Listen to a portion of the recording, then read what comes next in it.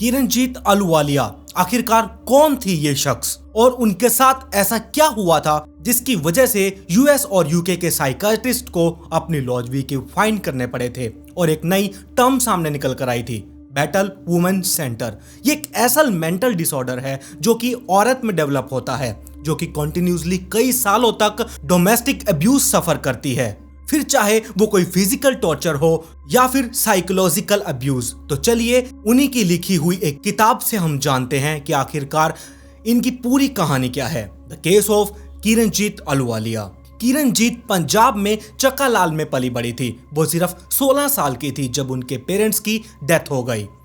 9 बहन भाइयों में से वो सबसे छोटी थी और जैसे जैसे वो बड़ी हो रही थी उन पर शादी का प्रेशर बढ़ता जा रहा था। उन्होंने कहा, मैं अभी शादी नहीं कर सकती, मेरी बहन कनाडा में रहती है और मैं यहाँ इंडिया में रहकर ही खुद को सेटल करना चाहती हूँ। वो काम करके पैसा कमाना चाहती हैं अपनी जिंदगी को जीने के लिए। लेकिन वो कुछ टाइम बाद इंग्लैंड चली गई और इंग्लैंड में जाने के बाद उनके पास एक मैच आता है और उसके फैमिली वालों को ये लगता है कि ये लड़का किरणजीत के लिए परफेक्ट है। उस टाइम पर इनकी एज 23 साल की थी और यहाँ वो लॉ पढ़ना चाहती थी। यहाँ फैमिली के बार बार इंसिस्ट करने पर उन्हें मानना पड़ता है। उस लड़के के फर्स्ट इंप्रेशन के बारे में किरणजीत ने लिखा था, she said he was good looking and handsome and charming.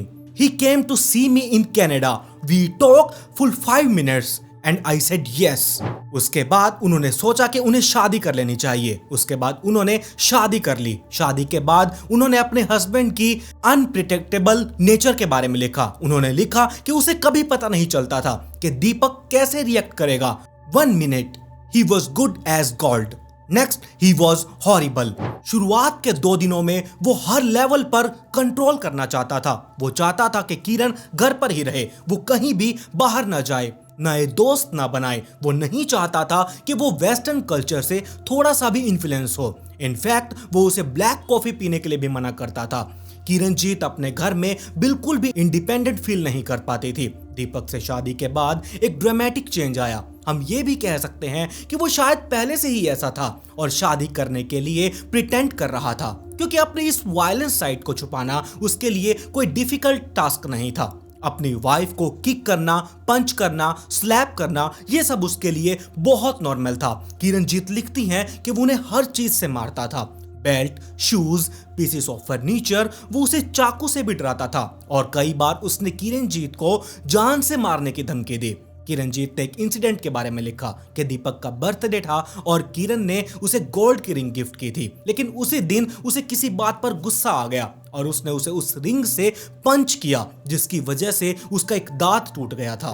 हर बार जब उसने भागने की कोशिश की, दीपक उसे वापस लेकर आता और फिर वही अब्यूज और टॉर्चर स्टार्ट हो जाता। किरणजीत कौर ने 2 बार पुलिस को भी अप्रोच किया। उसने अपने पर्सनल जीपी को अपने हस्बैंड की वायलेंस के बारे में बताया, लेकिन जैसे कि आप जानते हैं बहुत ज्यादा स्ट्रॉन्ग एविडेंस जब नहीं होता तो पुलिस भी सिर्फ एक वार्निंग देकर छोड़ देती है। और अभी तो बस ये शुरुआत थी उन 10 सालों की जिसमें किरणजीत को हर एक वायलेंस, मैरिटल अफेयर और अब्यूज का सामना करना था।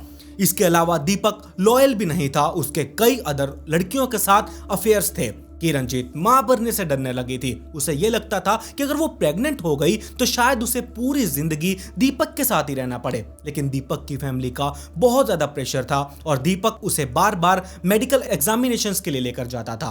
किरणजीत ने लिखा था, I could not escape, I could not get a divorce, there was a family pressure to have a kid, everyone said if you have a child maybe he will change, he will become unresponsible man, he never changed, he just code words। Deepak force करता है किरणजीत को कि वो उसके साथ sex करे और वो उसके बाद फोर्स हुआ भी और प्रेग्नेंट भी हुई और उसके बाद 2 बच्चे हुए। शादी के 5 साल बाद किरणजीत वापस इंडिया आई थी अपनी फैमिली से मिलने। इसके बाद उसे उम्मीद थी कि वो उसे अपनी फैमिली को सब कुछ दीपक के बारे में बताएगी और शायद फिर उसके फैमिली वाले उसकी हेल्प करेंगे, लेकिन ऐसा कुछ नहीं हुआ। इनफैक्ट उसकी फैमिली ने उन्हें दीपक को समझाया और दीपक ने सबसे माफी मांग ली और उन्होंने किरणजीत से कहा कि वो भी एक अच्छी वाइफ बनकर दिखाए और उसे फिर दीपक के साथ इंग्लैंड वापस भेज दिया गया।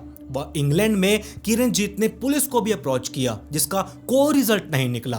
किरणजीत का अपने ही घर में डर डर कर रहना उसे ये लगने लगा था कि वो ट्रैप हो चुकी है, उसका मेंटल ब्रेकडाउन स्टार्ट हो चुका है। तब उसने खुद को मारने की भी कोशिश की। दीपक के लिए किरणजीत सिर्फ एक पंचिंग बैग थी जिसे वो जब चाहे मार सकता था, और दीपक सिर्फ फिजिकल अब्यूज नहीं करता था, उसका दिमाग शैतानी टाइप का था। वो किरणजीत के साथ छोटी छोटी गेम्स खेलता था, जैसे उसे रात को लॉक करके छोड़ देना, उसे भूखा रखना, बच्चों के सामने उसकी इंसल्ट करना और कभी कभी उसे रिकॉर्ड करना जब वो रोया करती थी। अब आप समझ सकते हैं ये सिर्फ एक अब्यूज नहीं था, बल्कि ये एक मेंटल प्रिजन बन चुका था। और ऐसे ही 2 साल और निकल गए, साथ साथ 2 बच्चे और हर दिन एक सजा।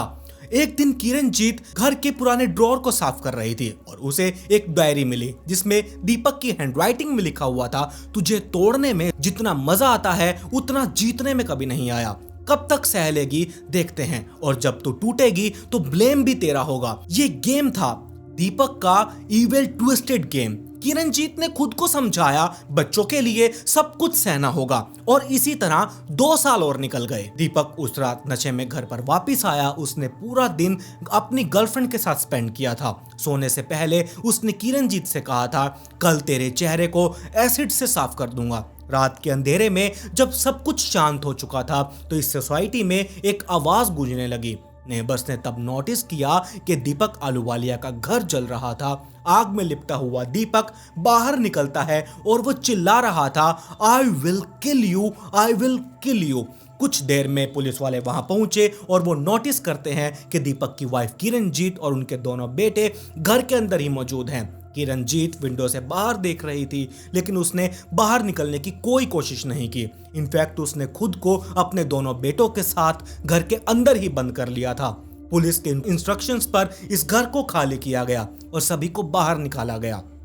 दीपक जो बुरी तरह से जल चुका था उसे तुरंत हॉस्पिटल ले जाया गया। हॉस्पिटल में दीपक ने पुलिस को अपना स्टेटमेंट दिया, जिस पर किरणजीत को तुरंत अरेस्ट कर लिया गया। किरणजीत ने विदाउट हेजिटेशन ये कंफर्म किया कि ये क्राइम उसी ने किया है। एक्चुअली उस रात जब दीपक नशे में घर आया था तब किरणजीत ने उसके एक्स्ट्रा मैरिटल अफेयर्स के बारे में पूछा, तो उसने ये जानने की कोशिश की कि दीपक ये सब बंद करेगा या फिर नहीं। लेकिन दीपक को इन सभी चीजों का कोई अफसोस नहीं था। इनफैक्ट उसने किरणजीत से पैसों की डिमांड की। उसने कहा कि किरणजीत को कहीं से भी 200 पाउंड्स अरेंज करने होंगे, जिसको वो अपनी पर्सनल लाइफ पर खर्च करेगा, अपनी गर्लफ्रेंड पर खर्च करेगा। उस टाइम पर किरण कपड़े प्रेस कर रही थी और जब वो पैसे देने से इनकार कर देती है, दीपक गुस्से में किरणजीत के बालों को पकड़ता है और गरम प्रेस से उसके फेस को हिट कर देता है। किरणजीत दर्द से चिल्ला रही थी क्योंकि उसकी फेस की स्किन जल रही थी, और दीपक उसे धमकी देता है कि अगर उसने 200 पाउंड अरेंज नहीं किए तो उसके फेस को एसिड से साफ कर देगा। और इस रात के बारे में किरणजीत ने लिखा, I couldn't sleep, I was crying so badly, I was pain physically and emotionally. I wanted to hit him so that he could feel the same pain I was feeling. I never thought further. My brain have totally stopped. वो दीपक को अपनी sufferings का ऐसा एहसास दिलवाना चाहती थी जो उसके खुद से बीत रहा था, जो उसके ऊपर खुद से बीत रहा था। वो चाहती थी कि दीपक भी उस दर्द को महसूस करे जिससे वो गुजर रही थी, और वो ये सोच रही थी कि उसका ध्यान किचन में रखे कॉस्टिक सोडा पर गया। उसको पता था कि गैराज में पेट्रोल है और पेट्रोल और कॉस्टिक सोडा को मिक्स करके वो क्रिएट कर सकती है सोडियम हाइड्रोक्साइड, जो कि एक एक्सट्रीमली डेंजरस है। वो डिसाइड करती है वो दीपक के पैरों में आग लगा देगी जिससे वो उसे पकड़ ना पाए और उसे भी उसी तकलीफ और उसी दर्द का एहसास होगा जो उसने किरणजीत को दिया था। वो इस मिक्सचर को एक बकेट में तैयार करती है और फिर उसे दीपक के पेट साइड और उसके पैरों पर डाल देती है, जिसके बाद वो किचन से एक कैंडल लेकर आती है और फिर उस कैंडल को लाइट अप करके उस मिक्सचर पर छोड़ देती है। धीरे धीरे वो आग दीपक के बेड से उसके पैरों पर फैलने लगी थी। दीपक दर्द में चिल्लाने लगा था और वो चिल्लाता चिल्लाता घर से बाहर निकल गया और वो कॉन्टिन्यूसली बोलता रहता है, I will kill you, I will kill you. 10 दिन बाद दीपक की डेथ हो चुकी थी और किरण को फर्स्ट डिग्री मर्डर के लिए चार्ज किया गया। कोर्ट में यह साबित किया गया कि यह एक प्लान मर्डर था, जो कि दीपक डिफेंसलेस था। उस टाइम पर वो सोया हुआ था। न्यूज़पेपर्स में हेडलाइंस थी, cold blooded Indian women murders husband. Initially Kiran बिल्कुल चुप थी, उसने अपने डिफेंस में कुछ नहीं बोला। इनफैक्ट ट्रायल जज ने यह डिक्लेयर कर दिया कि किरणजीत ने जो वायलेंस सफर की वो कोई इतनी भी सीरियस नहीं थी। और उस दिन जो कुछ भी हुआ उसके बाद किरणजीत के पास टाइम था कूल डाउन होने का, लेकिन फिर भी दीपक के सोने के बाद रात के 2:30 बजे उसने ऐसा एक्सट्रीम स्टेप उठाया और इस हियरिंग के बाद कोर्ट ने उसे लाइफ इम्प्रिजनमेंट की सजा सुना दी। किरणजीत को लगा था कि ब्रिटिश लोग काफी मॉडर्न है और वो इसकी प्रॉब्लम्स को समझेंगे, लेकिन उसे रियलाइज हुआ कि ये लोग कितना बायस्ड हैं। जो अब्यूज और टॉर्चर उसने इतने सालों तक सहा था उसे अकाउंट में ही नहीं लिया गया और उसे जेल में डाल दिया गया। लेकिन जेल जाने के बाद किरणजीत ने ये रियलाइज किया कि अब वो आजाद थे। अब वो बैडमिंटन खेलने लगी थी और उसने एक बुक लिखना भी स्टार्ट किया था। जेल में उसकी दोस्ती एक ऐसी लड़की से हुई जिसकी कहानी उसी के जैसी थी, जिसके बाद में उसका केस लड़ने के लिए अपने भाई को बोला गया। उसका भाई उस टाइम का एक जाना माना लॉयर था। 3 महीने बाद एक मिस्टीरियस औरत किरणजीत से मिलने के लिए जेल गई। Meena from southward black sisters. Southward black sisters एक ऑर्गेनाइजेशन थी जिसने किरणजीत से कहा था कि मैं तुम्हारी कहानी सुनना चाहती हूँ, और तब किरणजीत ने पहली बार सब कुछ डिटेल में बताया। हर थप्पड़, हर राज और हर रात जो उसने अकेले झेली थी, हर एक चीज उस बुक में लिखी गई। तो मीना ने रियलाइज किया कि रंजीत की कहानी सिर्फ उसकी नहीं है बल्कि ये हजारों औरतों की आवाज बन सकती है। साउथ और ब्लैक सिस्टर्स ने किरणजीत के केस के लिए कैंपेन करना स्टार्ट किया। जगह जगह पर पोस्टर्स लगवाए, उसकी कहानियों को लोगों को बताना स्टार्ट किया। और फिर 3 सालों बाद 1992 में किरणजीत की अपील को रिकंसिडर किया गया और इस केस को रीओपन किया गया। केस रीओपन हुआ, साइकेट्रिक इवैल्यूएशन हुई, दीपक के हैंड रिटन नोट्स कोर्ट में मंगवाए गए। किरणजीत ने जिन डॉक्टर्स को विजिट किया था प्रेगनेंसी के टाइम पर, उनको अप्रोच किया गया। उन डॉक्टर्स की रिपोर्ट ने जजेस का नजरिया ही बदल दिया। एक फीमेल डॉक्टर ने बताया कि उसने कई बार किरणजीत की बॉडी पर कट्स देखे थे, पर हर बार किरणजीत ने यही कहा कि वो गिर गई थी। एक डॉक्टर ने तो यहां तक कह दिया, she was not the killer, she was a prisoner, a fear, abuse and silence. Kiranjit के नए एविडेंस कोर्ट में प्रेजेंट किए गए। 10 सालों के वायलेंस, अब्यूज एंड टॉर्चर की कहानी कोर्ट में सुनाई गई। एक डॉक्टर की रिपोर्ट में यह भी था कि जब किरणजीत अपने फर्स्ट बेबी के साथ प्रेग्नेंट थी 1983 में, दीपक ने किरण को स्टेयर्स से इतना स्ट्रांगली पुश किया कि उसे हॉस्पिटल में एडमिट होना पड़ा था। दोनों ही प्रेगनेंसी उसके दौरान उसके साथ बहुत वायलेंस हुआ था और ये डॉक्टर की फाइल्स में प्रेजेंट था। अब ये केस बहुत स्ट्रॉन्ग बन चुका था, लोग भी किरणजीत के साथ सिंपैथाइज करने लगे। पुलिस को एक हैंड रिटन लेटर मिला जो किरणजीत ने एक लड़ाई के बाद दीपक को लिखा था। ये लेटर 5-6 साल पुराना था। Deepak, if you come back, I promise you I won't touch black coffee again, I won't go to town every week, I won't eat green chili. I am ready to leave Chandika and all my friends. इस letter से आप idea लगा सकते हैं कि दीपक कितना controlling हुआ करता था, कितनी छोटी छोटी बातों पर दीपक के एक्सट्रीम रिएक्शंस हुआ करते थे। 1983 में जो किरण ने अपने हस्बैंड के अगेंस्ट पुलिस कंप्लेंट की थी, उसे भी कोर्ट में हाईलाइट किया गया। एक वेडिंग ने दीपक ने सबके सामने किरणजीत को थप्पड़ मारा था और एक बार तो उसके ऊपर गर्म चाय भी गिरा दी थी। ऐसे कई सारे इंसिडेंट्स को कोर्ट में प्रेजेंट किया गया, विटनेस भी बुलाए गए।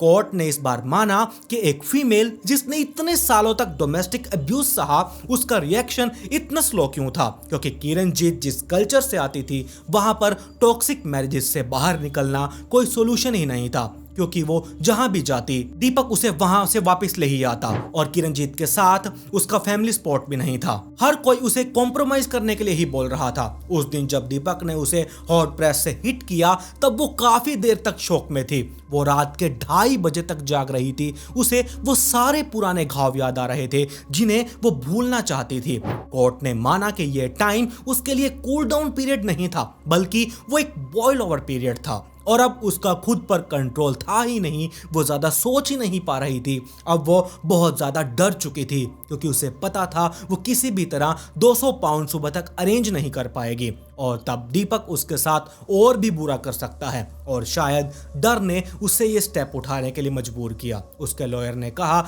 ये मर्डर नहीं है, वो खुद को जिंदा रखने के लिए यह सब कुछ किया गया। उसके ऊपर कई मैनस्लॉटर के चार्जेस लगाए गए। मतलब किरणजीत ने दीपक को मारा तो था, लेकिन उस टाइम पर वो अपने कंप्लीट सेंसेस में नहीं थी, उसका खुद पर कंट्रोल नहीं था और वो दीपक को मारना नहीं चाहती थी। लेकिन वो इससे इतना डर गई थी कि ऐसा करने से वो खुद को रोक भी नहीं पाई और इसके लिए कोर्ट ने उसे 3 साल की सजा सुना दी, जो टाइम वो ऑलरेडी जेल में काट चुकी थी और इसीलिए किरणजीत को इमीडिएटली रिलीज कर दिया गया। जब मीडिया ने किरणजीत से पूछा कि तुमने अपने पति को क्यों मारा, तब किरणजीत ने कहा, मैंने उसे नहीं मारा, मैंने उस दर्द को मारा जो मुझे हर दिन जीने से रोक रहा था। I killed the pain that was killing me. और तब न्यूज़पेपर्स वालों ने लिखा, she didn't killed in anger, she killed to survive. In the end Kiranjit ने कोई परफेक्ट क्राइम कमिट नहीं किया, उसने एक इनपरफेक्ट क्राइम कमिट किया। हर कोई मर्डरर डेविल नहीं होता, कुछ ऐसे भी लोग हैं जो कि अपने आप को जिंदा रखने के लिए ये सब कर रहे हैं, क्योंकि उन्हें भी तो इस दुनिया में सरवाइव कैसे ना कैसे तो करना ही है। जो इनके साथ हो रहा है वो सिर्फ खुद को बचाने के लिए करते हैं और यही आज की इस स्टोरी में था, जो कि इन द एंड कोर्ट ने लास्ट में आकर इस चीज को समझा और किरणजीत को रिलीज किया। आप लोगों की इस स्टोरी के बारे में क्या राय है? आप लोग अपनी राय मुझे कमेंट बॉक्स में जरूर दीजिएगा और अगर आप आज नाइट फाइल्स पॉडकास्ट चैनल पर पहली बार आए हैं तो चैनल को सब्सक्राइब कर लीजिए और साथ में नोटिफिकेशन बेल आइकन को दबाना बिल्कुल मत भूलिएगा। मेरी इंस्टाग्राम आईडी आप लोगों की स्क्रीन के ऊपर है, इसका लिंक नीचे डिस्क्रिप्शन में भी दिया हुआ है, जाइए और इसे भी जल्दी से फॉलो कर लीजिए। खैर, पिछले वीडियो का shout out @SI George Thomas को comment pick to get a shout out in next video. मिलते हैं ऐसे ही एक और चौंका देने वाले इंटरेस्टिंग स्टोरी के साथ।